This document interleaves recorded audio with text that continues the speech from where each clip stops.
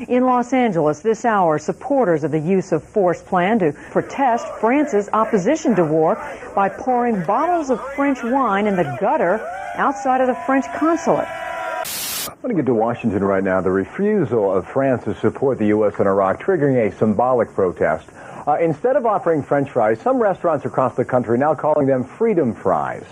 That message also being heard in Washington, now being served in congressional cafeterias.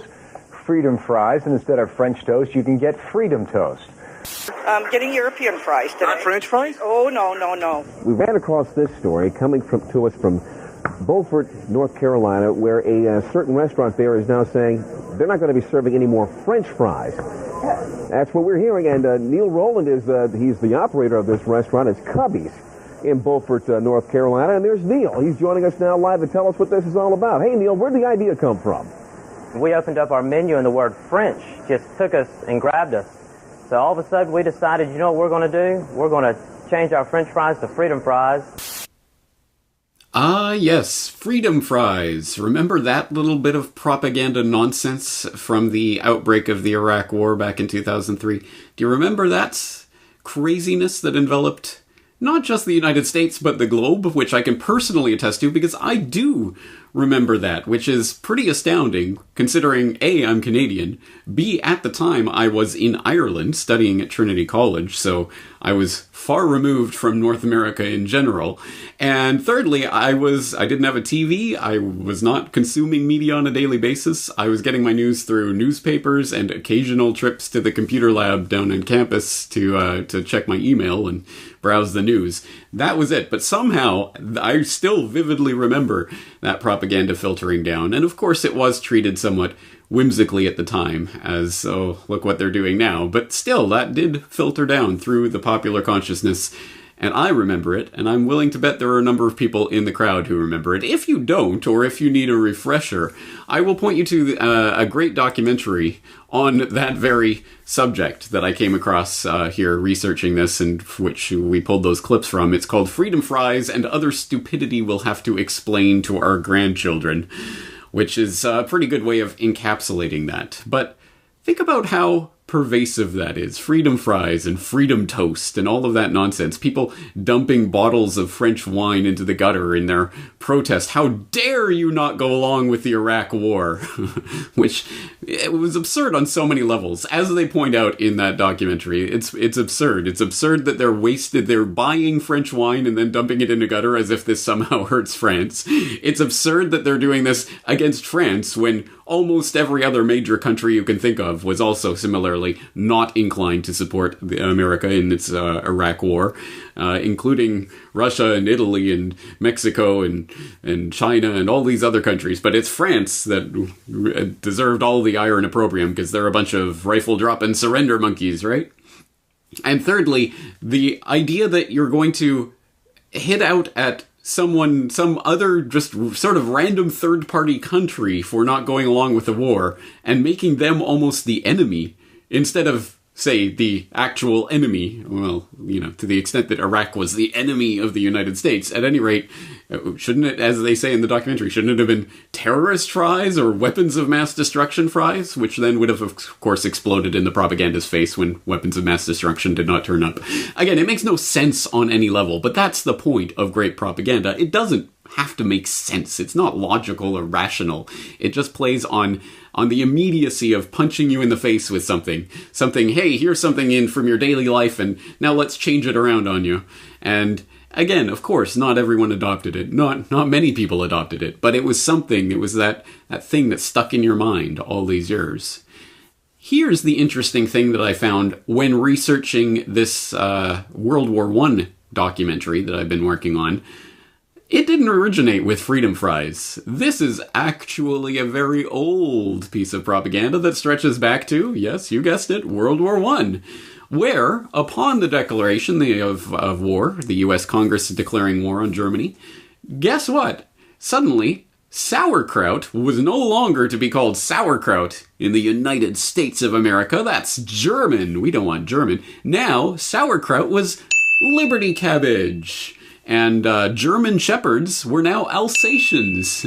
Yes, the exact same propaganda nonsense was used 100 years ago to, once again, get rid of any taint of the enemy. In this case, at least the actual declared enemy in the war, which makes somewhat more sense. But still, unfortunately, though, it was much more serious than those trivial examples would lead you to believe. And for the real deep, nitty-gritty details of this, I'm going to direct you to a very important audiobook that I used as part of the research that I was doing for this World War I documentary. I couldn't recommend it highly enough. It is by Ralph Raico, who, of course, was the professor who was featured in that documentary. Unfortunately, of course, he did pass away in December of 2016, so I did not get the opportunity to interview him directly, but he has produced a lot of work on World War I. I would suggest just typing Ralph Raico World War I into a search bar and finding all the essays and books and things that he's written on the subject over the years. But specifically, I very much appreciated an audiobook called The United States at War by Ralph Raico, World War I, which was really good at drilling down on the ways that American society was fundamentally changed by that war, and through propaganda and other means, legislative as well.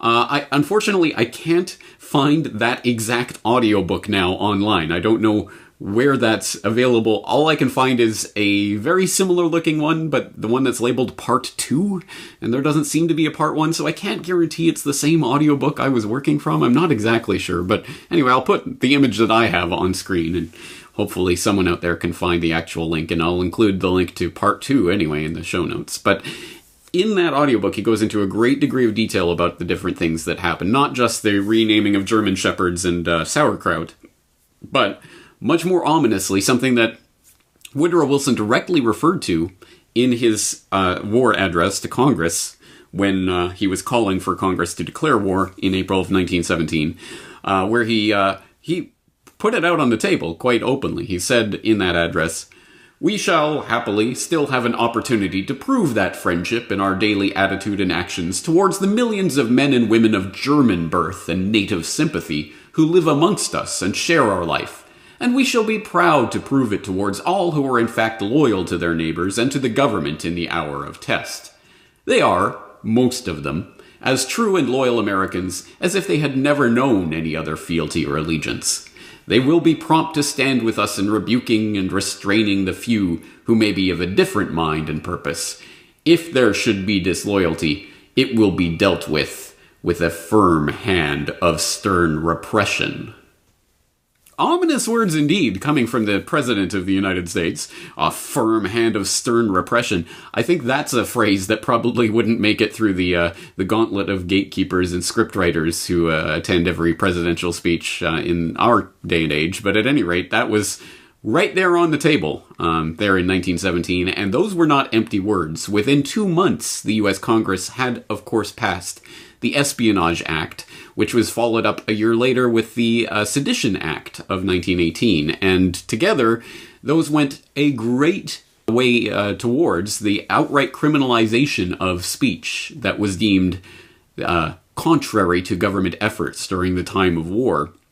And again, that was not mere rhetoric, and they weren't. That wasn't a bark with no bite. It very much had a bite, as evidenced by examples like the minister in Vermont who was sentenced to 15 years in prison for a pamphlet that he distributed to a total of 5 people, arguing that it was not right for a Christian to support the war effort. 5 people. He was sentenced to 15 years. The socialist leader, Eugene Debs, was sentenced to 10 years, only 10, for telling a convention of his party that the war had been caused by the capitalists. All of the different, those are just 2 examples. There were many examples of people literally being imprisoned for their speech during this wartime, and all of those convictions were upheld by the Supreme Court. Goes to show, it's the rights of freedom of speech and all of this are not worth the paper that they're written on. They never were.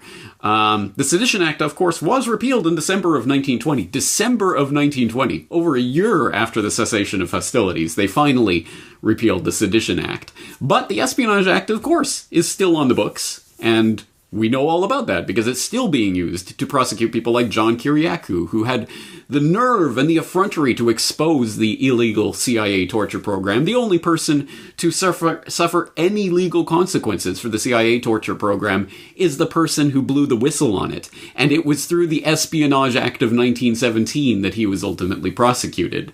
So yes, this is still very much living, breathing history that is still very much with us. The craziness that swept over America during the World War I, again, cannot be stated strongly enough. 14 states passed laws forbidding the teaching of the German language. Iowa and South Dakota both outlawed the use of German in public or on the telephone. Ceremonial burnings of German books took place across the country.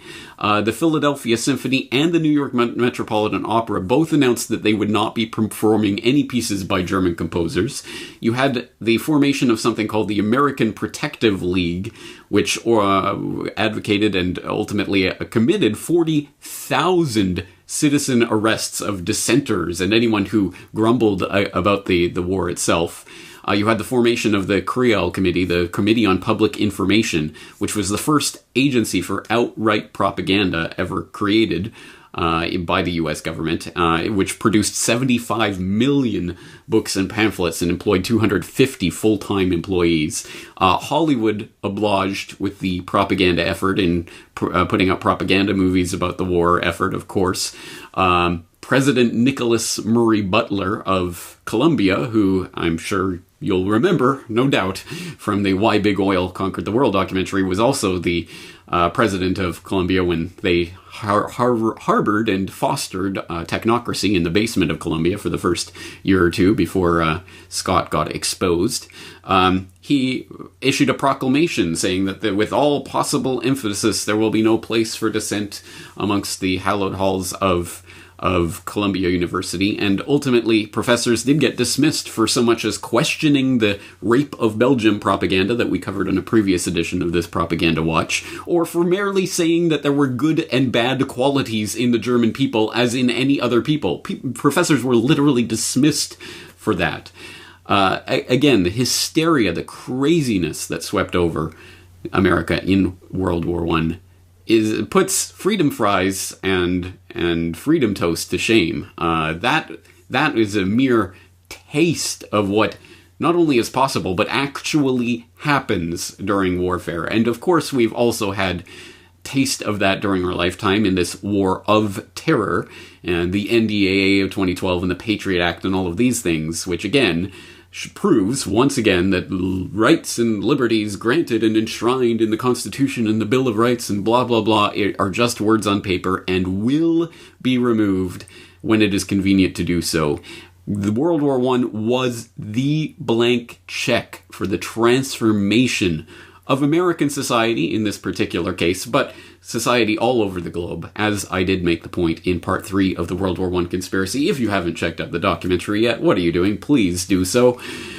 And we will be continuing to follow up on the incredibly important information presented in that documentary in the coming weeks here on CorbettReport.com. I hope you'll be staying tuned for that, and I'll be talking to you again very shortly.